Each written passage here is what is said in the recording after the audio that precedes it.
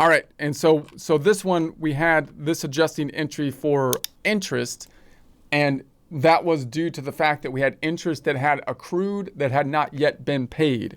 So now we're gonna and now we put that on the books. Now we're gonna reverse it so it doesn't confuse the accounting department. All right, let's go back to the adjusting tab and think about that a little bit more. I'm gonna go up top and say this is the one. I'm gonna try to connect these together with color coding. So let's make this one yellow, for example, and then I'm going to go down and say, now I'm going to go 3-1. The reversing entries are always the first day after, and this is going to be reverse and accrued interest. Accrued interest. Interest. And so I'll make this one, again, yellow. And you might number your adjusting entries so that you can tie the reversing entry out to the adjusting entry. Some software actually, I didn't spell this right, reverse, something like that. Looks a little better. Some software actually has the ability to reverse the entry automatically. So you can just say, take that adjusting entry and make a reversing entry right after it, or something like that as of the same day. And hopefully they can kind of tie those two things together, which would be nice if you could tie the forms together similarly to tying like a payment form to an invoice, for example. But here's what we have. So we're going to do the reversing entry. So let's go up top and remember what we did with the adjusting entry.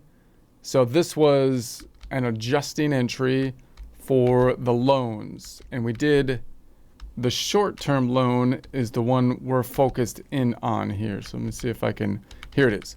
So here we did a $5,000 loan. We said it was only for a 3-month time frame. We had a high interest rate because we wanted to make it somewhat significant, the dollar amount, although it's still pretty small. And then here's the payment. So here's what happened. We had the loan of $5,000. Here's the amortization table. The problem is that we pay the loan off in the middle of the month. And that's fine so that means that even if we track the amortization table, even if we break out the interest and principal according to the amortization table, there's going to be 15 days that we had the purchasing power of the loan for which we haven't recorded the interest. And remember, the interest is similar to like if we rented a building and we signed a contract for the building, but we hadn't yet paid the rent. So we used the building, but we hadn't yet paid the rent. Well, that means that we should record it as an expense still, right? Because we can't get out of it right at that point in time. They're gonna, if we try to not to pay the rent at that point, they're gonna sue us, right? So similarly here, we're paying for the purchasing power of the $5,000, and we should be recording the interest as we consume or use that $5,000. In other words, as time has passed and we've been using the $5,000. So after the first payment was, so we're saying it was on the books at 5,000, 15 days have passed where no interest has been accrued, even though it's going to be paid on 3/15. So the interest as of 3/15, according to our table, is $146. But half of that should have been half of that should have been before the cutoff date. So what we did is we made an adjusting entry saying, I'm going to record interest expense of $73 before the cutoff date, and I'm going to record the other side as interest payable or accrued interest, a liability as of that point in time.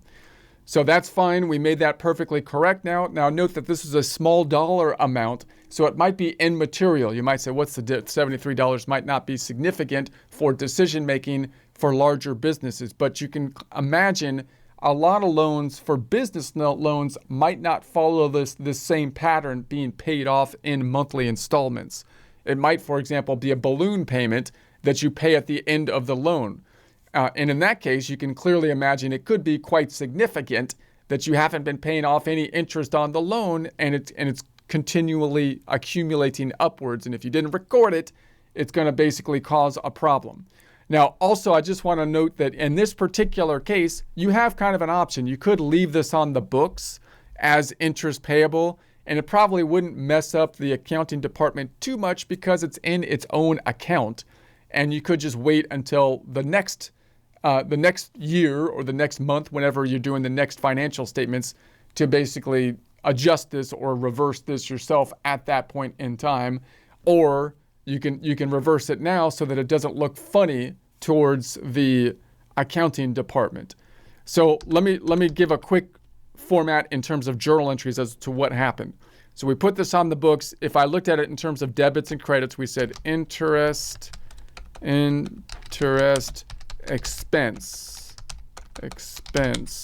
And I'm going to say debit is 73. And then we said interest payable, a liability, I'm going to say negative 73. Now, if we don't take that off the books, then the next payment that they put together should take that kind of into account. They might like try to get that off the books as they record the next payment, right? So then the next time they make the payment, it would be something like they're going to say the payment, let's just say cash, is going to go down by the full amount of 1765, and then they're going to have to reduce the interest payable. So interest payable would have to be going down by 73, and then they're going to have the interest expense for and then they're going to have the differences in interest expense is going to be the other 73, this minus the 73, and that's going to give us and then the loan payable is going to go down by the negative sum of these, and the loan payable decreases by that 1619, right? So they're probably not going to want to do that, right? Because it's already complicated enough to have this situation to have to deal with the accrued interest already.